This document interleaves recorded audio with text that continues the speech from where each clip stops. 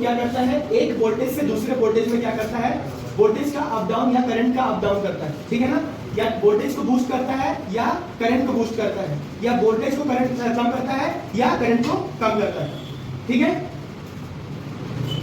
In this way, they help achieve better transmission efficiency while transferring the power over longer distances.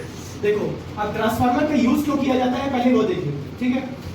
Actually में अगर DC को हम लोग क्या नहीं कर सकते हैं, ना स्टेप अप कर सकते हैं ना स्टेप डाउन कर सकते हैं, है ना। इसी वजह से अपन डीसी को लॉन्गर डिस्टेंस तक उसको ट्रैवल कराएंगे तो लॉसेस ज्यादा हो जाएंगे, और लॉसेस ज्यादा होंगे तो पावर जो पावर स्टेशन से डेस्टिनेशन तक है ना नहीं पहुंच पाएगा, या फिर बहुत कम मात्रा में पहुंच पाएगा, वहां पर लॉसेस क्या हो जाएंगे, ज्यादा हो जाएंगे। इन लॉसेस को कम करने के लिए हम क्या करते हैं, ट्रांसफार्मर का यूज करते हैं। किसका यूज करते हैं, ट्रांसफार्मर का यूज करते हैं। ट्रांसफार्मर क्या करता है, वोल्टेज बढ़ा देता है, तो वोल्टेज बढ़ाने से क्या हो जाएगा, करंट कम हो जाएगा, है ना।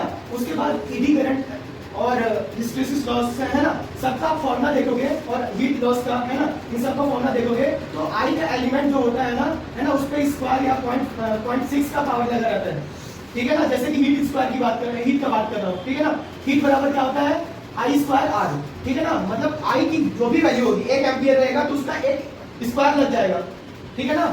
तो क्या हो जाएगा, वो उतना ही ज्यादा हीट डेसिपेट करेगा, ठीक है ना। ज्यादा हीट डेसिपेट करने का मतलब क्या है, लॉसेस ज्यादा होंगे, ठीक है ना, लॉसेस ज्यादा होंगे। उन लॉसेस को कम करने के लिए हम क्या करते हैं, ट्रांसफार्मर का यूज करते हैं। ट्रांसफार्मर क्या करता है, वोल्टेज को स्टेप अप कर देता है। स्टेप अप करने से क्या हो जाता है, वोल्टेज तो बढ़ जाता है लेकिन करंट कम हो जाता है। क्यों, क्योंकि ट्रांसफार्मर के दोनों वाइंडिंग में क्या होता है, पावर क्या होता है, कांस्टेंट रहता है। क्या होता है, पावर कांस्टेंट रहता है। पावर 1 इक्वल टू पावर 2 होता है, मतलब दोनों वाइंडिंग में पावर क्या होता है ना, इक्वल रहता है। पावर इक्वल होगा तो क्या होता है, P इक्वल टू क्या होता है, VI होता है, वोल्टेज इनटू करंट होता है ना। तो देखो अगर वोल्टेज बढ़ाओगे तो करंट को कम होना पड़ेगा, तभी तो पावर क्या रहेगा, है ना, इक्वल रहेगा, पावर चेंज नहीं होगा। वरना अगर वोल्टेज बढ़ाएंगे और करंट भी बढ़ जाएगा तो पावर क्या हो जाएगा, वो भी बढ़ जाएगा। दोनों बढ़ जाएगा तो दोनों का इनटू मल्टीप्लाई क्या हो जाएगा, बढ़ जाएगा। आ रहा है समझ में? देखो ध्यान से सुनो, जो पावर होता है, पावर का फॉर्मूला क्या होता है, V इंटू आई। V को अगर मैं बढ़ा दूंगा तो करंट क्या हो जाएगा, कम हो जाएगा, ठीक है ना, कम हो जाएगा। करंट कम होगा तो उसका हीट का फॉर्मूला क्या होता है, आई स्क्वायर आर। तो आई का वैल्यू जितना कम रहेगा उतना ही कम हीट डेसिपेट होगा, उतना ही कम क्या होगा, लॉस होगा, ठीक है ना। इसलिए हम लोग ट्रांसफार्मर का यूज करते हैं। और जैसे जहां पे पावर जनरेशन होता है, जहां पे पावर जनरेशन होता है वहां पे हम लोग क्या करते हैं, वोल्टेज को क्या कर देते हैं, स्टेप अप कर देते हैं, है ना। स्टेप अप करने से क्या होता है, करंट डाउन हो जाता है। करंट डाउन हो जाता है तो हम लोग लॉन्गर डिस्टेंस तक, है ना, बहुत कम लॉसेस के साथ हम लोग क्या करते हैं, पावर को एक स्थान से दूसरे स्थान क्या कर सकते हैं, भेज पाते हैं, ठीक है ना। फिर सैकड़ों किलोमीटर तक पावर चला जाता है और वहां लॉसेस क्या रहते हैं, मिनिमम रहते हैं, ठीक है ना। कम तो नहीं, आदर्श नहीं हो सकता, पॉसिबल, ठीक है। अब यहाँ पर देखो, आगे देखो ध्यान से, ये है आपका transformer. In this video, we will go through the working and ये क्या है, लोअर, है ना, लोअर वोल्टेज वाला बुशिंग है, और ये क्या है, हायर वोल्टेज वाला, ठीक है ना। ये क्या है, टैंक है, ऑयल टैंक है, तो है ना, इसके अंदर 2 वाइंडिंग रहती है। पूरा सब अभी ओपन होके सब कुछ दिखाई पड़ेगा, ठीक है ना। और उन वाइंडिंग का हीट को क्या करने के लिए, एब्जॉर्ब करने के लिए हम लोग वहां पास ऑयल डाले होते हैं, है ना। उस ऑयल को क्या बोलते हैं, ट्रांसफार्मर ऑयल बोलते हैं। क्या बोलते हैं, ट्रांसफार्मर ऑयल बोलते हैं। समय के साथ हीट की वजह से, वाइंडिंग की हीट की वजह से वो ऑयल भी क्या होता है, कम होने लगता है ना। और इस कंजर्वेटर इसमें अंदर में ऑयल की कमी, है ना, ऑयल की कमी क्या हो, वहां पर कमी ना हो जाए, इसलिए हम क्या करते हैं, ये धीरे धीरे वो क्या करता है, वहां पर जितना ऑयल कम होते जाता है उतना सप्लाई करते जाता है, और यहाँ पर जो ऑयल है वो क्या होता है, बरकरार रहता है, ठीक है ना। अब यहाँ पर इसको देखो ध्यान से, the construction of a 3-phase transformer by starting from its simplest form. ये है इसकी The winding. basic working principle of a transformer is simple: electromagnetic induction. According to this principle, अब देखो, अब हम लोग क्या पढ़ेंगे, ये कौन सी प्रिंसिपल पे काम करता है, क्या ट्रांसफार्मर कौन सी प्रिंसिपल पे काम करता है, ठीक है ना। तो ट्रांसफार्मर जो होता है वो किस पे काम करता है, इलेक्ट्रोमैग्नेटिक इंडक्शन पे काम करता है, ठीक है ना। मतलब अगर किसी वायर में अगर हम लोग क्या करें, करंट प्रवाहित करें, विद्युत प्रवाहित करें, तो अपने चारों ओर क्या करने लगता है, एक विद्युतीय क्षेत्र बना देते हैं। उस विद्युतीय क्षेत्र में, है ना, तो अगर वो विद्युतीय क्षेत्र अगर अल्टरनेटिंग टाइप का है ना, यानी कि प्रत्यावर्ती टाइप का है, तो वो क्या करेगा, दूसरे कंडक्टर को बार बार काटेगा, है ना, बार बार क्या करेगा, क्योंकि प्रत्यावर्ती धारा का जो मैग्नीट्यूड है वो क्या होता है, up down up down up down होता है ना, इसलिए क्या होगा, जो चुंबकीय क्षेत्र है वो up down up down up down up down होगा, ठीक है ना। इसकी वजह से क्या होगा, उसके पास में रखा जो सेकंड वाइंडिंग होगा वो उसके कंडक्टर को बार बार क्या करेगा, कट करेगा, क्या करेगा, कट करेगा, जिसकी वजह से उसमें भी ईएमएफ इंड्यूस हो जाएगा, ठीक है ना। अब ध्यान से देखो यहाँ पर Varying magnetic flux associated with a loop will induce an electric. ये देखो यहाँ पर देख रहे होगे, ये NS ऊपर नीचे हो रहा है, क्यों हो रहा है पता है, क्योंकि हम लोग यहाँ पर जो धारा प्रवाहित कर रहे हैं वो धारा कौन सी है, प्रत्यावर्ती धारा। प्रत्यावर्ती धारा के एक आवर्त में एक पॉजिटिव होता है, एक निगेटिव होता है ना, तो एक बार इसका डायरेक्शन कुछ और होता है, दूसरी बार डायरेक्शन कुछ और होता है। इसकी वजह से NS कभी ऊपर, N अभी नीचे है ना, आगे देखोगे तो NS, ठीक है ना, आ रहा है समझ में। तो मतलब एक कंडक्टर की बात हो रही है यहाँ पे, केवल एक कंडक्टर की बात हो रही है कि एक आवर्त में क्या होता है, इसका जो डायरेक्शन है ना, वो क्या होता है, NS है ना, अल्टरनेटिंग क्या होते रहता है, चेंज होते रहता है। Such a fluctuating magnetic field can easily be produced by a coil and an alternating EMF system. A current carrying conductor produces a magnetic field around it. The magnetic field. जैसा कि मैं बता रहा था आपको, कोई भी एक वायर है जिसमें हमने क्या कर रहे हैं, विद्युत धारा प्रवाहित कर रहे हैं। जब विद्युत धारा प्रवाहित करते हैं वो अपने चारों ओर क्या करता है, एक विद्युतीय क्षेत्र बनाता है, क्या करता है, एक विद्युतीय क्षेत्र बनाता है। अगर यही वायर को अगर हम लोग इस तरह से कॉइल टाइप का बना लें तो क्या होगा, देखो इस तरह का फील्ड बनेगा, इस तरह का फील्ड बनेगा, इस तरह का फील्ड बन जाएगा। आ रहा समझ में, देखो सीधा वायर रहेगा तो इस तरह का फील्ड बन रहा है चारों तरफ। जब ये वायर क्या रहेगा, कॉइल के फॉर्म में रहेगा तो क्या हो जाएगा, इसका फील्ड किस तरह बनेगा, इस तरह से, ठीक है ना। और ये किस तरह का बिहेव करेगा, ये देखे हो किसी भी चुंबक का फील्ड देखे हो क्या, मतलब उसका क्षेत्र देखे हो, इसी तरह बनता है, ठीक है ना। तो ये इसका क्या मतलब है, ये मैग्नेट की तरह बिहेव करने लगा है। इसमें जैसे ही आपने क्या किया है, विद्युत धारा प्रवाहित की, ये क्या करने लगा, एक मैग्नेट की तरह क्या करने लगा, बिहेव करने लगा, ठीक है ना। इसलिए इस थ्योरम को क्या बोलते हैं, इलेक्ट्रिसिटी देने की वजह से ये मैग्नेट की तरह बिहेव कर रहा है ना। इसलिए क्या बोलते हैं, इस थ्योरी को, इस सिद्धांत को क्या बोलते हैं, इलेक्ट्रोमैग्नेटिक इंडक्शन बोलते हैं। क्या बोलते हैं, इलेक्ट्रोमैग्नेटिक इंडक्शन बोलते हैं। Or in the figure. With the fluctuating nature of the alternating current, the magnetic field associated with the coil will also fluctuate. देखो जैसा कि मैं आपको बोल रहा था कि AC है, AC के प्रत्येक आवर्त में एक पॉजिटिव, एक बार है ना, एक बार डायरेक्शन कुछ और रहता है, दूसरे बार में डायरेक्शन कुछ और रहता है, ठीक है ना। इसकी वजह से यहाँ पास जो डायरेक्शन ऑफ करंट है वो चेंज होते रहेगा, और यहाँ पास NS लगातार क्या होते रहेंगे, चेंज होते रहेंगे।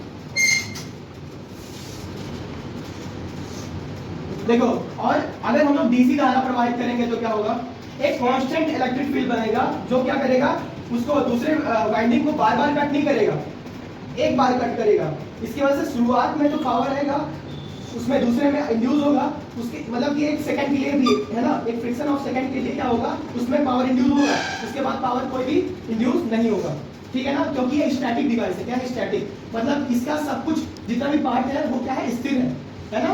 स्थिर होने की वजह से क्या हो रहा है कि कॉइल का जो फील्ड भी होगा DC में स्थिर रहेगा, जबकि AC में क्या होता है, फील्ड वैरिंग रहता है, बार बार up down up down up down होते रहता है। और वो क्या करता है, दूसरे कंडक्टर यानी दूसरे कॉइल के कंडक्टर को क्या करता है, बार बार कट करता है, ठीक है ना। इसलिए उसमें इंडक्शन होने लगता है, ठीक है ना। इसलिए इसको क्या बोलते हैं, इलेक्ट्रोमैग्नेटिक इंडक्शन थ्योरम बोलते हैं, ठीक है। This magnetic flux can be effectively linked to a secondary winding with the help of a core made up of ferromagnetic material.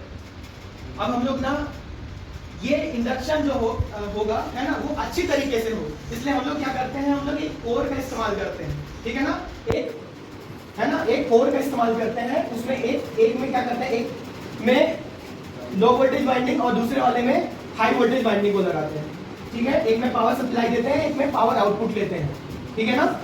यहाँ पर जैसे हम लोग को कम वोल्टेज से हायर वोल्टेज में अगर करना है, स्टेप अप करना है, तो यहाँ पास जो टर्न्स होंगे है ना, यहाँ पर ज्यादा घेरे रहेंगे, वहाँ पास कम घेरे रहेंगे। यहाँ ज्यादा घेरे रहेंगे तो यहाँ हाई वोल्टेज वाइंडिंग रहेगा, यहाँ कम घेरे रहेंगे तो यहाँ ये वाला लो वोल्टेज वाइंडिंग रहेगा और वो हाई वोल्टेज वाइंडिंग हो जाएगा, ठीक है ना। आ रहा है समझ में, ठीक है।